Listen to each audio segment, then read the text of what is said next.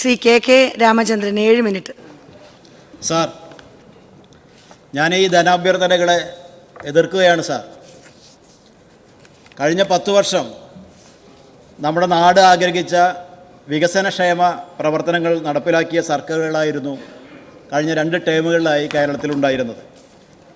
വികസനം ചർച്ചയാകാതെ വിവാദങ്ങൾ അഴിച്ചുവിട്ടും വിനാശകരമായ വിഭജന തന്ത്രം മെനഞ്ഞും എല്ലാവിധ പ്രതിലോമ പിന്തിരിപ്പൻ ശക്തികളുടെയും പിന്തുണയോടുകൂടി അവരെയെല്ലാം കൂട്ടുപിടിച്ച് ജനങ്ങൾക്കിടയിൽ പുകമറ സൃഷ്ടിച്ചുമാണ് UDF ഈ വിജയം നേടിയിട്ടുള്ളത്.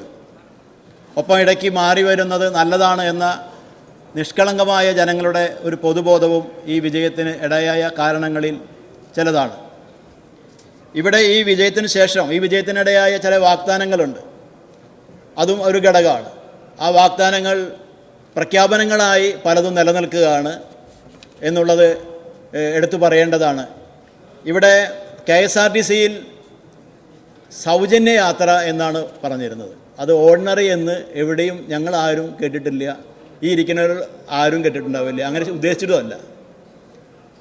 ബഹുമാനപ്പെട്ട മുഖ്യമന്ത്രിയും അതുപോലെ തന്നെ കോൺഗ്രസിൻ്റെ സമുന്നതായ നേതാക്കന്മാരൊക്കെ വീടുകളിൽ കയറിയും KSRTC ബസ്സിൽ കയറിയിട്ടുമൊക്കെ ജനങ്ങളോട് പറഞ്ഞത്, നിങ്ങൾക്ക് ഈ കേരളത്തിൽ അങ്ങോളം ഇങ്ങോളം വിനോദയാത്ര പോകാനും അതുപോലെ തന്നെ തീർത്ഥാടനത്തിന് പോകാനും ഒക്കെ ഇനി KSRTCയിൽ സൗജന്യമാണ് എന്നാണ്.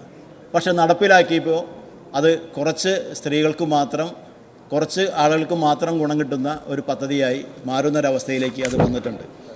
അതുപോലെ തന്നെ പല പദ്ധതികളും പ്രഖ്യാപനങ്ങൾ ഉണ്ടായിട്ടുണ്ട് എന്നല്ലാതെ അതിൻ്റെ തുടർ നടപടിയിലേക്ക് കടന്നിട്ടില്ല. അതൊരു കുറേയേറെ വർഷങ്ങൾ പിടിക്കുമെന്ന നിലയിലാണ് ഇപ്പോൾ അതിൻ്റെ മറുപടികളൊക്കെ വന്നുകൊണ്ടിരിക്കുന്നത്.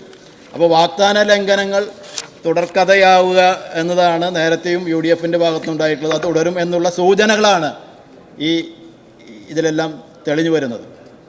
ഇവിടെ കഴിഞ്ഞ ഗവൺമെൻറ് കാലത്ത്, LDF ഗവൺമെൻറ് കാലത്ത്, ഇവിടെ എനിക്ക് മുമ്പ് സംസാരിച്ച ബഹുമാനപ്പെട്ട ആലുവ മെമ്പർ ഇവിടെ പറയുകയുണ്ടായി, LDF ഒന്നും ചെയ്തില്ല. അങ്ങനെ പറയല്ലേ, LDFൻ്റെ ഗവൺമെൻറ് കാലത്തല്ലേ ആശാ വർക്കർമാർക്ക് 2000 രൂപ കൂട്ടിക്കൊടുത്തത്, അതുപോലെ തന്നെ അംഗനവാടി വർക്കേഴ്സിന് 2000 രൂപ കൂട്ടിക്കൊടുത്തത്, ഹെൽപ്പേഴ്സിനൊക്കെ.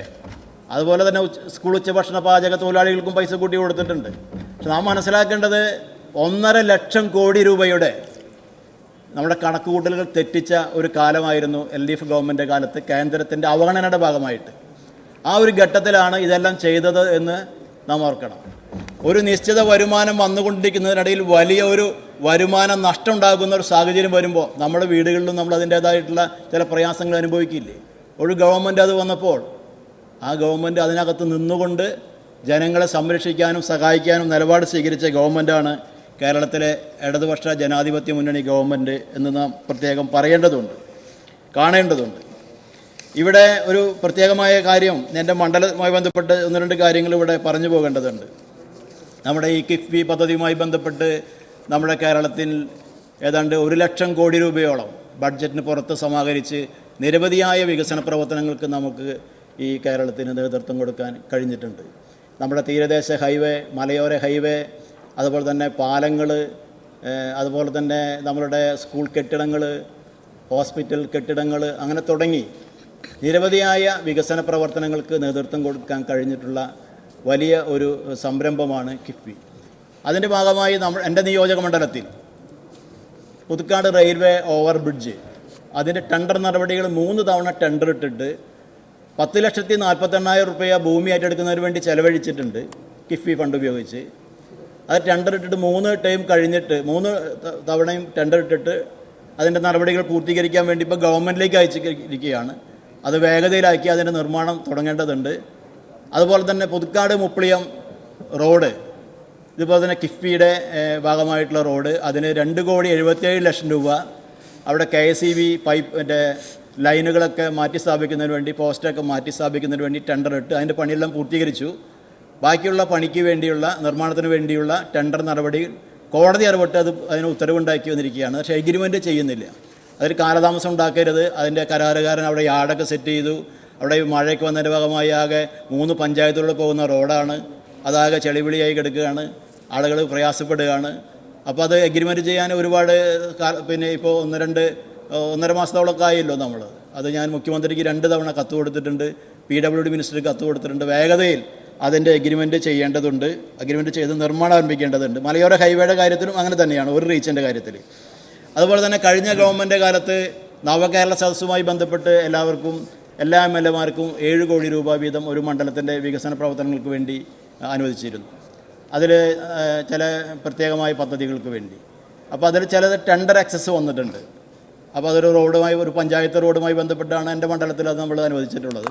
അപ്പോൾ ടെൻഡർ ആക്സസിന് ആവശ്യമായ നടപടികൾ, അത് തീരുമാനം എടുക്കേണ്ടതുണ്ട്, അതുകൂടി എടുത്തു പോകേണ്ടതുണ്ട്. ഇതാണ് എൻ്റെ മണ്ഡലവുമായി ബന്ധപ്പെട്ട പ്രധാനപ്പെട്ട എല്ലാ കാര്യങ്ങളും ഒരു ചർച്ചയിൽ ഇങ്ങനെ പറഞ്ഞു പോവുക എന്നുള്ളത് ഉചിതമല്ല എന്നുള്ളത് കൊണ്ട് ആ കാര്യങ്ങളിലേക്ക് ആകെ കടക്കുന്നില്ല. ഇവിടെ പറഞ്ഞപ്പോൾ വേറൊരു കാര്യം പറഞ്ഞു, സ്ത്രീകളുമായി ബന്ധപ്പെട്ട കാര്യങ്ങളെ അടിസ്ഥാനപ്പെടുത്തി നേരത്തെ പറയുകയുണ്ടായി.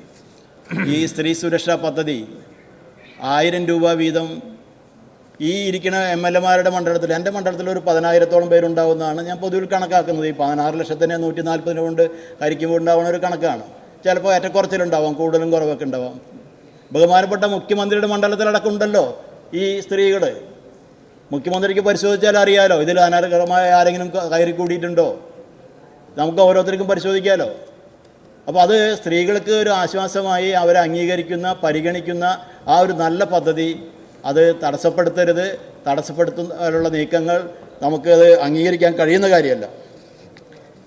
ഇവിടെ ഈ തുഫാനെ സംബന്ധിച്ച് പറഞ്ഞു നമ്മുടെ ഈ നേരത്തെ പറഞ്ഞ അംഗം തന്നെ, നല്ല കാര്യം. ആ പ്രവർത്തനത്തെ ഞങ്ങളൊക്കെ പിന്തുണയ്ക്കുന്നുണ്ട്, ഞങ്ങളൊക്കെ ആ പരിപാടിയിലൊക്കെ പങ്കെടുത്തിട്ടുണ്ട്. പക്ഷേ കഴിഞ്ഞ കാലത്തും ഈ ലഹരിക്കെതിരായിട്ടുള്ള വൻ പ്രവർത്തനങ്ങൾ ഗവൺമെൻറ് നടത്തിയിട്ടുണ്ട്. എക്സൈസ് ഡിപ്പാർട്ട്മെൻറ്റ് നടത്തിയിട്ടുണ്ട്, പോലീസിൻ്റെ യോദ്ധാവുണ്ട്, ഇതൊക്കെ നടത്തിയിട്ടുണ്ട്. ഇന്നത്തെ പോലെ റീൽസ് ഇടാൻ വേണ്ടി അന്ന് തീരുമാനിച്ചിരുന്നില്ല. റീൽസ് ഇടുന്നു നല്ല കാര്യം, അതൊരു പ്രചരണം നടക്കുമല്ലോ. SI-മാർ റീൽസ് ഇടുന്നൊന്നും പറഞ്ഞിട്ടുണ്ടായില്ല, നല്ല കാര്യമാണ്. അങ്ങനെയെങ്കിലും പ്രചരണം നടക്കട്ടെ ലഹരിക്കെതിരായിട്ടുള്ള ഈ സമരങ്ങൾ. അതൊക്കെ ഞാൻ ഈ പുതുക്കാട് മണ്ഡലത്തിൻ്റെ പരിപാടിയിൽ പങ്കെടുത്തപ്പോൾ ഒരു വിഷയം വന്നതുപോലെ തന്നെയാണ്. ആഭ്യന്തരമന്ത്രി നടത്തുന്ന പരിപാടി നല്ലത്, ശരി. പക്ഷേ ഈ ഗവൺമെൻറ് ഭാഗത്തുനിന്ന് ഇപ്പോൾ ചില വന്നിട്ടുള്ള മദ്യവുമായി ബന്ധപ്പെട്ട ചില പ്രശ്നങ്ങൾ, ആശങ്കകൾ ഉണർത്തുന്നുണ്ട് എന്നുള്ള വിഷയം കൂടി ഈ ഗവൺമെൻറ് ശ്രദ്ധയിൽപ്പെടുത്തുകയാണ്. അതുപോലെ തന്നെ ഇവിടെ പ്രത്യേകമായി ഗവൺമെൻറ് സത്യപ്രതിജ്ഞ ചടങ്ങ് മുതൽ ഈ അവസാനം വരെ സംസ്ഥാന ഇലക്ഷൻ കമ്മീഷണറെ നിയമിച്ച കാര്യത്തിൽ ഉൾപ്പെടെ വിവിധ ഘട്ടങ്ങളിലായി എല്ലാറ്റിലും ഞങ്ങളല്ല കൂടുതൽ വിവാദങ്ങൾ ഉണ്ടാക്കുന്നത്, വിഷയങ്ങൾ ഉയർത്തിക്കൊണ്ടുവരുന്നത്. ഞങ്ങളെക്കാൾ കൂടുതൽ കോൺഗ്രസിൻ്റെയും UDF-ൻ്റെയും ഘടകകക്ഷികളും കക്ഷി നേതാക്കന്മാരും വ്യത്യസ്ത നേതാക്കന്മാർ തന്നെയാണ് ഓരോരോ വിഷയങ്ങൾ ഉയർത്തിക്കൊണ്ടുവരുന്നത്. അപ്പോൾ അത് സംഘപരിവാർ ശക്തികൾക്ക് കീഴടങ്ങുന്ന നയമാണ് ഈ ഗവൺമെൻറ് സ്വീകരിക്കുന്നത്. കഴിഞ്ഞ 10 വർഷമായി ഒരു തരത്തിലും ഒപ്പത്തിനൊപ്പം മുട്ടി നിന്ന ഒരു ഗവൺമെൻറ്റായിരുന്നു കേരളത്തിലെ ഇടതുപക്ഷ ജനാധിപത്യ മുന്നണി സർക്കാർ. ഒരു വിട്ടുവീഴ്ചയില്ലാതെയാണ് വർഗീയതയ്ക്കെതിരായിട്ടുള്ള പോരാട്ടം ശക്തിപ്പെടുത്തിയത്. ഈ ചുരുങ്ങിയ നാൾക്കകം തന്നെ ഈ ഗവൺമെൻറ് സംഘപരിവാർ ശക്തികൾക്ക് കീഴടങ്ങുന്നതാണ് എന്ന ഒരു ധ്വനി വരാവുന്ന നിലയിലുള്ള നിരവധിയായ ഉദാഹരണങ്ങൾ ഇതിനിടയിൽ വന്നു പോയിട്ടുണ്ട്. ഇതാണ് പ്രത്യേകമായി ഇതിനെതിർത്തുകൊണ്ട് എനിക്കിപ്പോൾ ഇവിടെ സംസാരിക്കാനുള്ളത്. ഒരിക്കൽ കൂടി ശക്തിയുക്തം ഞാൻ ഈ ധനാഭ്യർത്ഥനകളെ എതിർത്തുകൊണ്ട് സംസാരം അവസാനിപ്പിക്കുകയാണ്.